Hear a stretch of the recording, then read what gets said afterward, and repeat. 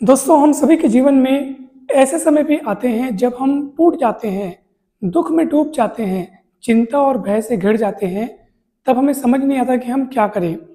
ऐसे समय में सबसे असरदार दवा, सबसे बढ़िया उपाय क्या है, ये आज की इस स्टोरी में हम समझेंगे। एक छोटी सी कहानी है दोस्तों। बात उस समय की है जब द्वितीय विश्व युद्ध चल रहा था। एक माँ का बेटा युद्ध में लड़ने को गया हुआ था और वो वहाँ पर युद्ध में वीर गति को प्राप्त हुआ।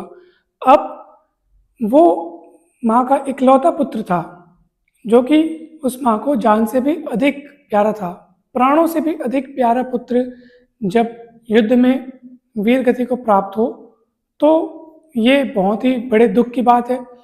परंतु अब ये सूचना उस माँ को देनी थी, तो ये जिम्मेदारी उस वहाँ के पड़ोसी को दी गई कि भी आप यहाँ पर जा कर के ये सूचना उन्हें दीजिए। अब वो पड़ोसी जो है पहले तो सोच में पड़ गया कि ये समाचार मैं उनको कैसे सुनाऊंगा, वो तो अपने आप को संभाल नहीं पाएंगी।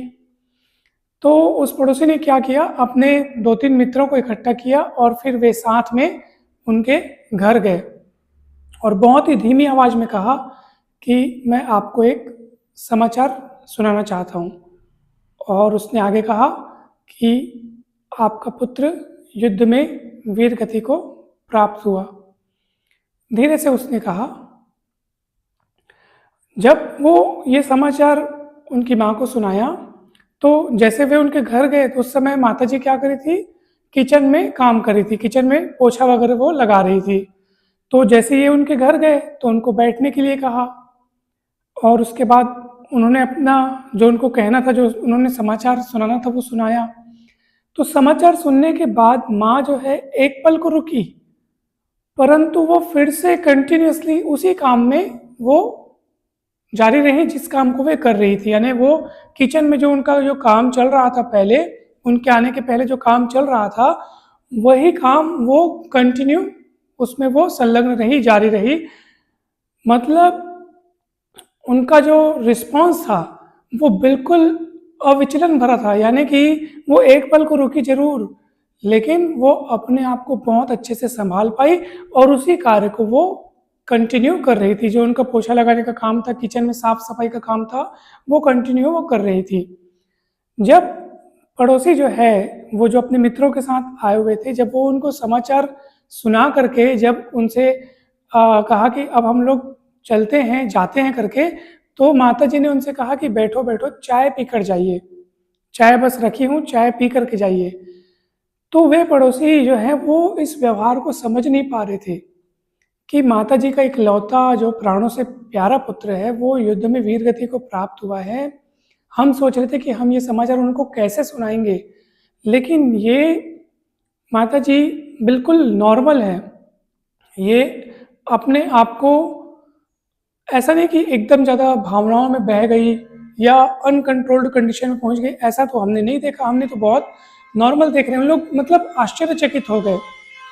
फिर माताजी ने उन सभी के लिए वहाँ पर चाय लाई और सबने बैठ करके चाय पी। अब इस घटना को बहुत दिन हो गए।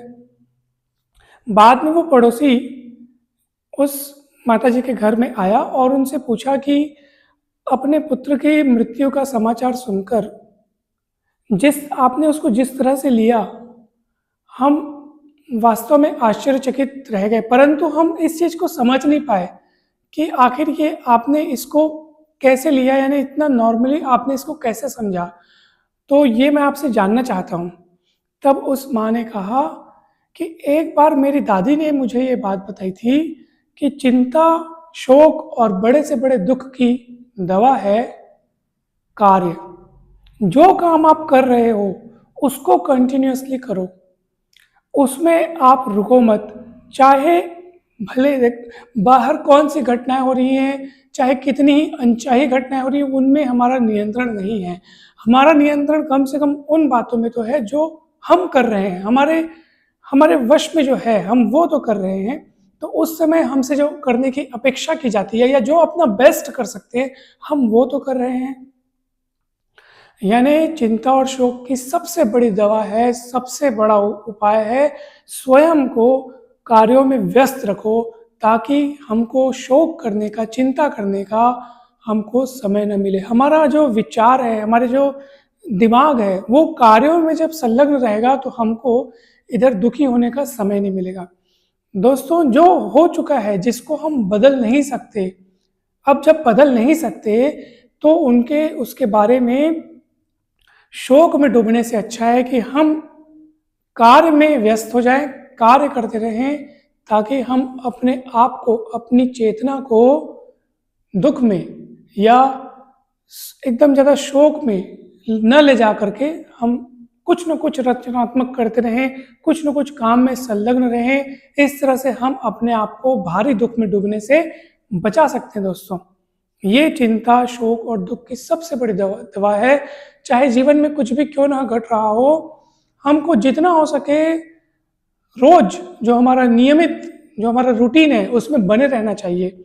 हम लोग क्या करते हैं, कहीं भी थोड़ा उथल पुथल मचता है, जीवन में कोई अवांछित घटना घट जाती है, तो या तो हम अपना काम बंद कर देते हैं, या तो एकदम ज़्यादा गहरे पश्चाताप में या अपराध बोध में या एकदम ज़्यादा शोक में डूब जाते हैं, या अपने आप को एकदम कमरे में बंद कर लेते हैं, जमाने से, दुनिया से वास्ता तोड़ लेते हैं। बहुत ज़्यादा मतलब हम अपने आप को बहुत ज़्यादा निराशा में डुबा देते हैं। हमको ऐसे नहीं करना चाहिए। जिन चीज़ों को आप बदल सकते हैं, उन्हें बदलने का प्रयत्न करें। जिन चीज़ों को नहीं बदला जा सकता, उन्हें स्वीकार करने का प्रयत्न करें, और इन दोनों बातों के बीच फ़र्क करने का विवेक ईश्वर से मांगें। यानी ईश्वर से हमें ये प्रार्थना करनी चाहिए कि हे प्रभु, जिन चीज़ों को, जिन परिस्थितियों को मैं बदल सकता हूँ, उन्हें बदलने की मुझे शक्ति दो, बुद्धि दो। जिन चीज़ों, जिन परिस्थितियों को मैं बदल नहीं सकता, उन्हें स्वीकारने की शक्ति दीजिए।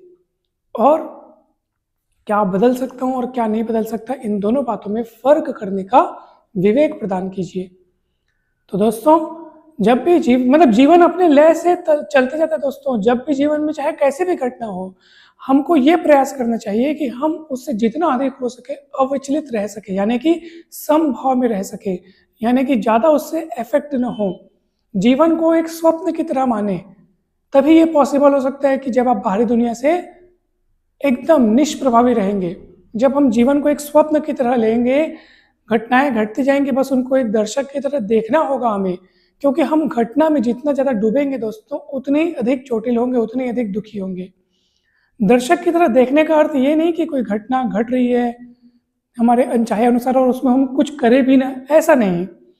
जहाँ जो जितना काम करना उचित है, कोई चीज़ गड़बड़ हो रही है तो सुधार करना जरूरी है। मतलब हमको काम करना है, परंतु उसमें अपना जो अटैचमेंट है, जो आसक्ति है कि इसका ऐसा परिणाम अगर हो गया तो क्या होगा, ऐसा ना हो जाए, वैसा ना हो जाए, ये बड़े दुख की बात होगी, अगर ऐसा हो जाएगा तो मेरा संसार खत्म हो जाएगा। मतलब समझ जाइए कि हम बहुत अधिक माया में फंसे हुए हैं। फिर मतलब काम करना चाहिए, लेकिन कार्य के परिणाम में हमारी आसक्ति नहीं होनी चाहिए। दोस्तों, दर्शक भाव से देखने का अर्थ ये नहीं कि हम एकदम निष्क्रिय होकर बैठ जाए और जो कुछ भी हो रहा है तो होने दें, ऐसा नहीं। अगर कहीं कुछ सुधारी जा सकती है, कहीं कुछ बिगड़ी हुई चीज़ ठीक की जा सकती है, उसको पूरा प्रयास करें।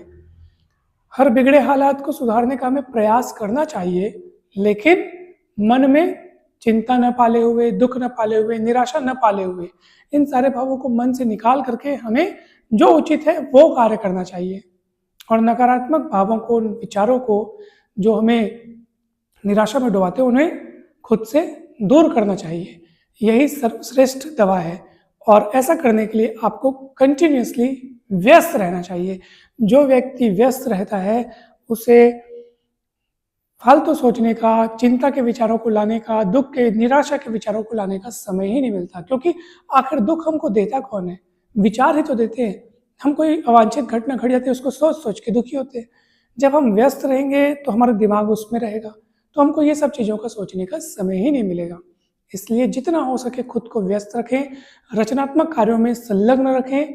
आपको फिर चिंता करने का समय ही नहीं मिलेगा, आप शोक में नहीं डूबेंगे, दुखी नहीं होंगे। दोस्तों, तो व्यस्त रहें, मस्त रहें, खुश रहें, स्वस्थ रहें।